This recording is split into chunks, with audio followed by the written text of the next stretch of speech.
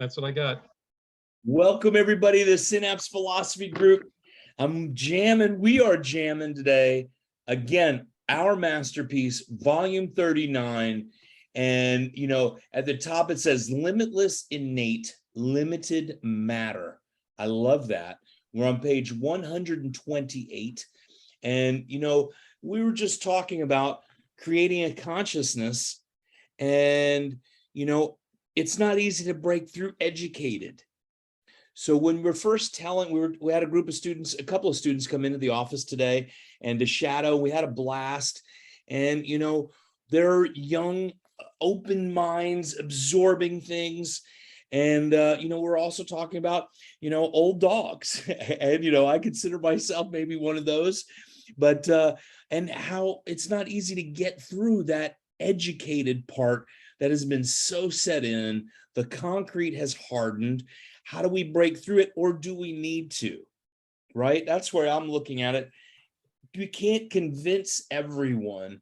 The more energy we're spending on trying to break through barriers or convince somebody of something, we're taking away maybe from someone else that's so willing to dive in that we can actually grow with and talk to, instead of just trying to convince into what we're thinking. So we're talking about innate intelligence. I got my man Alan Lichter here, and I'm going to start off doing some reading, and we're going to go back and forth. Is that all right? Works for me. Yes, sir. 128, top of the page. At first, while he knew there was an innate personality within him, living in the same home with him, it was like a far-doing, distant, excuse me. He knew if he were to become what he wanted to be, he had to get better acquainted. Being humble in the presence of this neither great personality that sounds very strange. Acquainted, being humble in the presence of this neither great personality, that was all. I don't really understand that sentence.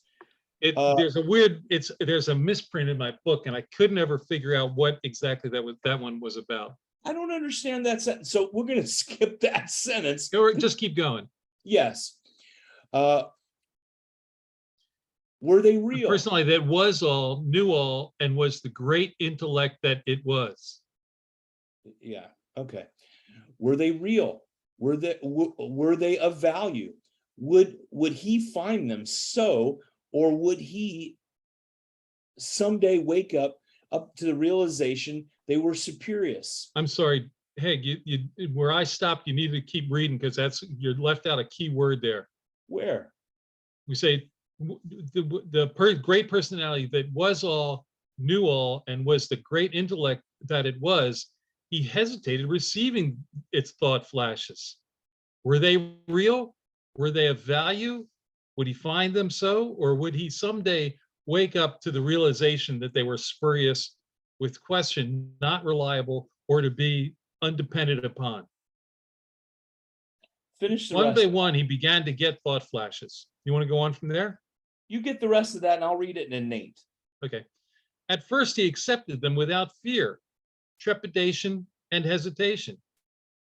It seemed innate was testing him, questioning his ability to receive, and to receive in all caps, important there.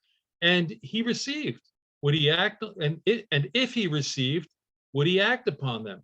Once innate knew education appreciated their values, that then was when innate became a living pal, always ready, willing, and anxious to serve his best educated interests. So, not the easiest paragraph to read. A lot of strange commas, and I think there was a typo in there. But I'm going to start from here, because this is where I think we should talk about that for just a second, because I think that's an important thing, especially with what you said leading into this, because what he's saying here is that innate was reaching out. But he wasn't sure. He started to get some ideas, but he wasn't sure. Talking about BJ here, that he wasn't sure what was going on, and figured out that and later on came to realize innate was testing him. She'd send him messages, And would he act, would he accept them? Would he act on them? Would he receive them? And once he started to receive them and accept them, then, and showed that once Innate knew that education appreciated their value, was when Innate became a living pal, always ready, willing, and anxious to serve his best educated interests. So the point is, you have to be open to accept this information that's coming in that seems like intuition, seems like I'm not sure, why did I get this idea? What am I feeling here when I'm touching this person? And say, okay, I'm going to trust this. And once you begin to trust it, then the more you trust it, and the more you accept it, the more and stronger the messages and the information becomes for you to be able to use it. It's a practice skill. The next I couple learned- of say it yeah. a little more easily. Yeah. You know, Innate cannot and seemingly will not flash thoughts through a super educated, muddled brain filled with the complex misunderstandings, misinterpretations, and misconstructions of itself. It would be like trying to get one clear, sane thought into a brain filled with violent insanity. I wanted to start there because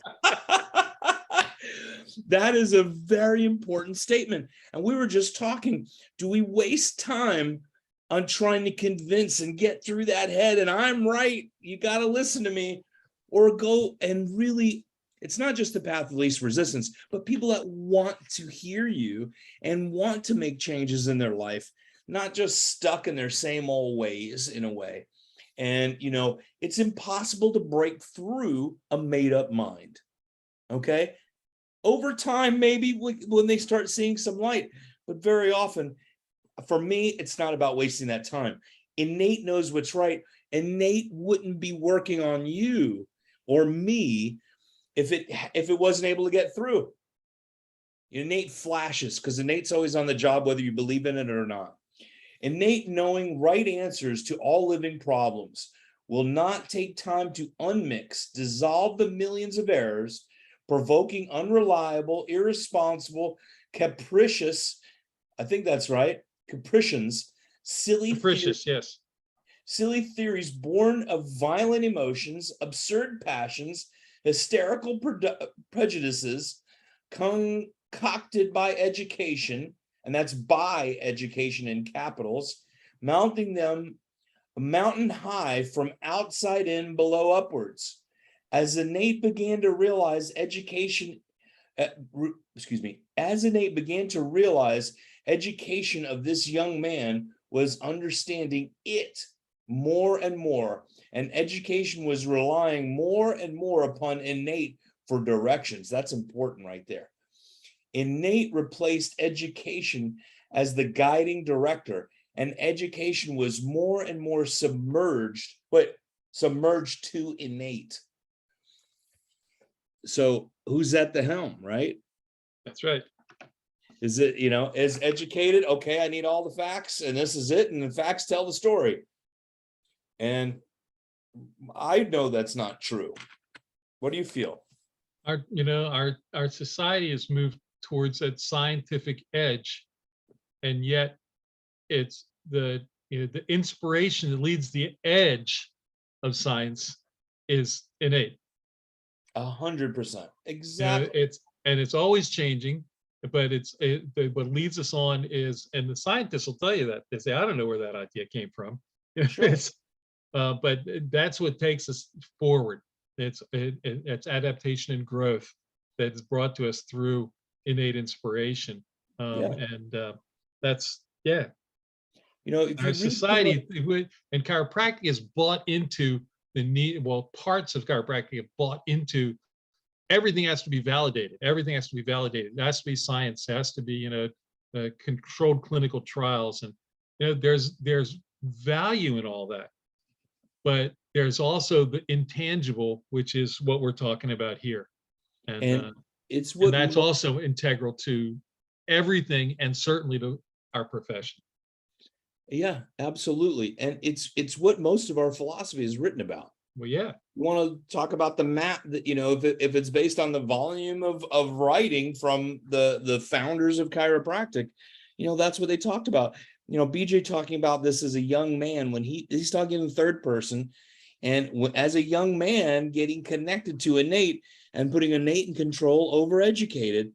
He had D.D. Palmer as his mentor and father, no matter their strife that they had as their older ages together. But no matter what, you're guided by your father, no matter how your relationship is with him. As long as you know him. And this is where DD and BJ, you see the wisdom of DD's education to BJ, right? That's the way I look at it. All right, let's do this next one. What do you think? You ready? I'm ready. You want me to go? I want to read this one, okay? Go ahead. To one who is educated, education is ne plus ultra to all times, all ways, all places, and for all purposes. He brags about his high school, college, and university degrees, where he went, how many semesters, and what subjects he received degrees for. The demand for educated scholars is deviously obvious, and they are in demand. They are a dime a dozen on the open market. History repeats. All people who are and have been deep thinkers, who are promoted evolutionary and revolutionary ideas, have been poor, struggling geniuses. They are innate types, subtle, concealed. They are innate types, subtle, concealed, as it were behind a curtain, retiring and modest. These men pull out from within. It is difficult for educated groups to see the brilliance of silent personalities of inner fellows who reveal themselves only under most adverse, difficult conditions. I am absolutely highlighting these sections because they're excellent. Yeah, that's what we were just saying. Yeah, the mother of invention, right? When there's inspiration, it's usually out of need. And what is that story? I've heard it so many times of the geniuses out there, people with these earth-changing, world-changing ideas. It usually comes from when they're at peace, when they're not expecting it, and they get an idea in their sleep, right? I woke up and whatever, and I had the idea. Look at Nikola Tesla. I mean, it's so far out there, and yet more and more of his stuff is being recognized as, hey, that stuff really is good and it really works. Yeah, absolutely. Amazing. You want to do the next section? Sure. In presenting this thought flash subject, we're asked many questions. What is the duration of a thought flash? This depends on the subject. Some idea which education has been worrying about may come as one simple single flash. When one begins writing the received answer, it may continue during the entire time until that particular subject has been completely finished. It may run for minutes, hours, or days, depending upon how extensive the subject is. Is there any language used? This is where that quote I put up on the line comes from. Is there any language used? Words are vehicles for thought. Words in any individualistic language could be translated to fit the problem once each person's language education begins to correlate answers you seek. In our writings, it comes in English. Not knowing any other, we have no idea what form words take in any other. The thought flashes itself comes as an idea. Later, you fit the words to the idea. Innate, being non-linguistic, thinks without words. How can a thought take on the characteristic of characters of language? It doesn't. How can education break down an abstract thought into words which have no words? This is difficult to answer, for thoughts or thought flashes have no alphabet or language. So that's really abstract stuff right there. It's, and it's hard to verbalize to somebody that hasn't been willing to accept the possibility. But if you think about if you ever had an inkling of something, of just a thought, something came into your brain that said, an intuition, we call it in the vernacular, right? And and you act on it, and you see that it comes true. That was a thought flash. But it's hard thought flashes come through, and they're not as words or ideas. They have to be then translated. The inspiration comes into you. When you're acting with practice members and you have an inkling of what you should be adjusting. And sometimes you have, for a long time, and I throughout my practice, when I first started to be really inspired this way, I would always go back to my Thompson leg checks or the activator leg checks and find that they validated what had been the inspiration that I'd gotten as to what needed to be adjusted for this practice member. And I began to trust it more and more. And I would still very often, I'd go back and check and double check with some of the tests that I'd learned, but I would know before I went to the test. And that's the way it works. Like, it was the same thing. And that's still nonverbal, but it's a physical evaluation that validates something that you were inspired to. You just knew when you touched the person a certain way that this is what needed to happen. The trust is the big part. And, I think going back to what you said before, the translation part of it. And there's been so many times I've sprung up, in bed in the moment. And let me write that down. How do I write what that thought flash just was? And then to write it down, like, that just doesn't, what I just wrote doesn't quite work right. Okay. I hear you. Let me rewrite it. You know what I'm saying? Oh, yeah. And so it's a practice. Okay. Being able to get those words, it seems so clear, before innate, educated was like, okay, I'm right on it. But now putting it into the mechanical and writing it down, it comes with practice. And you've said it, I've said it a million times. It's practice. You practice, you don't give up on it, write it down. Then the next time it becomes easier, it becomes clearer. And then it becomes the moment of in practice where you say, yeah, let me get my SOT blocks. I'm going to dust them off for the moment. I haven't used them. Absolutely. And then you have a magical moment with somebody in some way, right? Because you paid attention to their innate. And it comes through all areas of your life. Once you allow it, it's on occasion, and it isn't frequent, but I'll be walking. Most often for me, this happens when I'm walking in like the park, in the woods, and in a nature area, and I get an inspiration, and I wind up writing a haiku, and I'll write most of it right then and there, that moment. It just comes, but it virtually comes to me in total, and then I have to just work it to make it complete. And I had one the other day that I haven't gone back to work on yet. I was sitting out on my back deck and watching the leaves, and they were just sparkling. They looked like they were sparkling, and I was like, and I wrote down 3 phrases that wind up being the 3 lines of a haiku for me. But that's an innate flash, an inspiration of something that is going on around you, and we don't just talk about innate purely in chiropractic terminology and just for adjusting. Innate acts in all aspects of your life to allow it to function as well as it possibly can. And exactly. If you let it. And the more you honor it, it's really is honoring it. Yeah. And I was looking through some of my old notes with Pasquale, and one of them is, the spiritual realm needs us to acknowledge that existence, because I don't feel those are coming just from my innate. What is my innate? And if in biblical terms, maybe it's angels. We're getting spiritual messages. The Bible's filled with spiritual messages that people got thought flashes, right? And why should we be any different? The one thing is, it's our ego. Like, do I really claim that? Is this real? Where, some religious dogmas may be keeping people from trusting that and acting on it.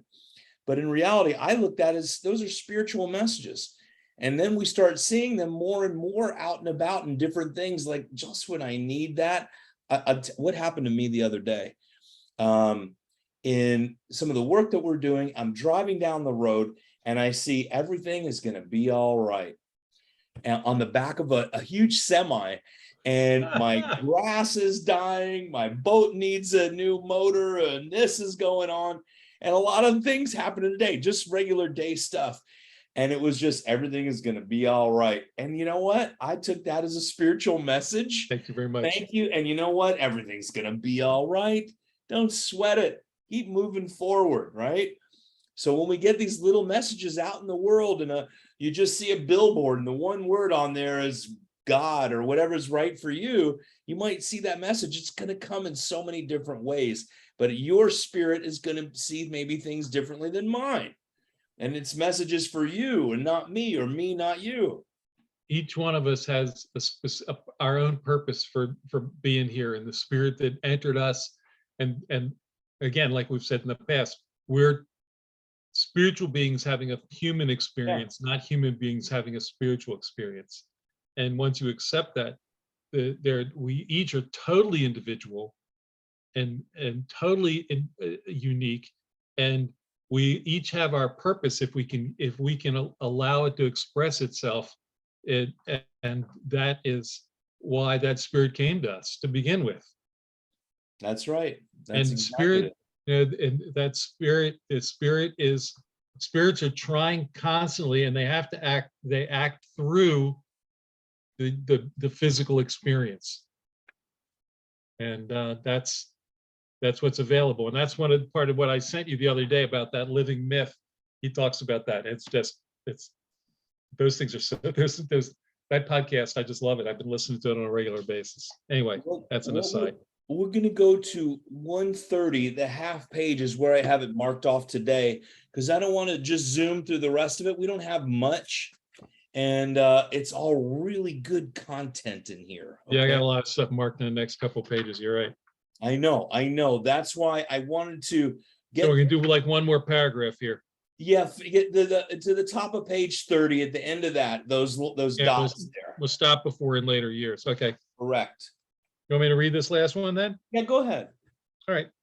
When this man, who had outgrown the usual pretense of evaluating comparative differences between educated thoughts and innate thought flashes, tried to explain to others that they might profit also by the same method, they usually and incredulously thought he had gone daft, or was turning to some mysteries of so-called spiritualisms, communing with lost souls of some departed person now on the other side, etc. He ran into skepticism from his followers. Here and there, however, were a few who knew he had made a success, that he must have had method which brought it about. So they listened and tried to understand what he was endeavoring to tell them, which is just what we've been saying. It's exactly what we've been saying. Exactly right. You know, and it's not like you and I are trying to blow our horns here and saying, look what we've done. It's we've experienced some of these things and have learned, and we're just trying to share it, and hopefully somebody else will pick up on it and learn to accept a little bit of it and try it out a little bit for themselves and gain from it as well. Well, they want people, it's the pushback from we call it the pushback on the other side. And you know what, if we listen to those other people, that's where, in the beginning of this, what if Dee Dee would have asked for help or permission or whatever? That's where we have to be stronger as ourselves and stand up for ourselves and say, you know what, I don't want to listen to the naysayers. I know spiritually, emotionally, innately that this is right for me. I'm not saying what's right for you. This is right for me. What you're saying is right for you. And, he had made a success. I like that. And, had tried, I think BJ is putting in codes, everything like capital and different. It's a code for us. And, there's a lot going on in these next couple of pages. Yes. But, absolutely. So, that's where I wanted to get to today. Anything else from you, Alan? No, I think we've thrown out a lot of interesting material for folks tonight, and hopefully it'll be valuable to some folks, and they'll take a look, and I it's all hope we so can do. too. It's the same story that like you were saying before. It's like I think we've told the story before about the fire in the hotel, right? And you go knock on the. It's like you knock on the door and say, "There's a fire! There's a fire! Get out! Get out!" The person goes and runs down the hall, and you not go to the next door and you knock, knock, knock. There's a fire! There's a fire! You got to get out. Oh, okay. Run down the hall. Knock the door. Knock, knock, knock. There's a fire! There's a fire! You got to get out. But where's the fire? Well, it's down down the hall, down the end in the stairwell. I don't smell any smoke. Well, but it's burning, and you got to get out of the building. And if you stand there and keep talking to them, you could have knocked on 4 more doors and saved a bunch more people. And all you can do is knock on the door, like you were saying this earlier, offer them the information. Some of them are going to get it now, some are going to get it later, some are never going to get it. And all you can do is offer it and say, I found this, it works for me, and hopefully it'll work for you. You know what? What people get is none of my business. No. My business is to give it. What you take is for you. And it's not up for me to say, you got to know what I know and believe what I believe. So, and that's where, in a way, in chiropractic, you see chiropractors, and I've been there as well. Don't you understand how important this is? If you knew what I knew, you would do what I do. But there are many people that know what I know and don't do what I do, or what I do, or whatever. And then that's who they are. It's not my business of what they do. But we just keep doing what we're doing. We stand up for our ideals, and we still continue to teach it. I have to be responsible for myself, my activities, and I'm not responsible for the other people around me. In that sense, I'm responsible to share with them, but not to make their decisions for them. I can only offer information and say, this is working as in my life, and maybe it'll work for yours too. Yeah. I mean, he's giving life lessons, success lessons that you're not going to get from Wayne Dyer. Okay. You're going to get this. He's giving you real stuff here, BJ Palmer. And, how we read it today is maybe different eyes than I'll read it tomorrow. Right. That's right. Or with each individual. These are the things we're getting out. It's so nice that we're reading this, because I tell you, I've read most of the green books, but I read them piece at a time and a concept at a time, where we're going through a whole book and reading this now and then discussing it. Now, excuse me, we've gone through many books, discussed them, broke them down, and digested them, which I think is even more important. So that's what we're doing in this podcast. So, when you have friends, I just got a message that, I'm not going to mention the schools, but there's some, deans and a lot of professors listening to the podcast, which is really awesome. It's encouraging. It is very cool.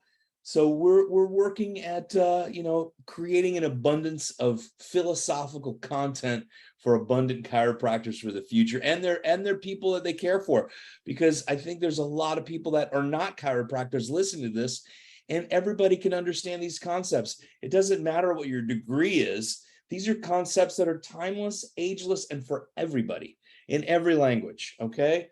So I get a lot out of reading the book. I've read a bunch of the books, and I've marked up a bunch of the books, or made notes on the side about lots of the books. But sitting down and talking about it, and breaking it down a little bit and discussing it adds a whole nother level of incorporation into myself, and knowledge, and better understanding somebody else's point of view. I can read and mark stuff up and say, oh, that's important, that's important. But then to talk about it is another whole level of, I get more out of it. You have a point of view, you say something that keys me to think about it in a different way, and hopefully I inspire you the same way, and the other people that come on the calls with us, Dwayne and Steve and other people that come and go with us. I always learn on these calls. Yeah, me too. And we get closer to, I feel like I'm closer to BJ.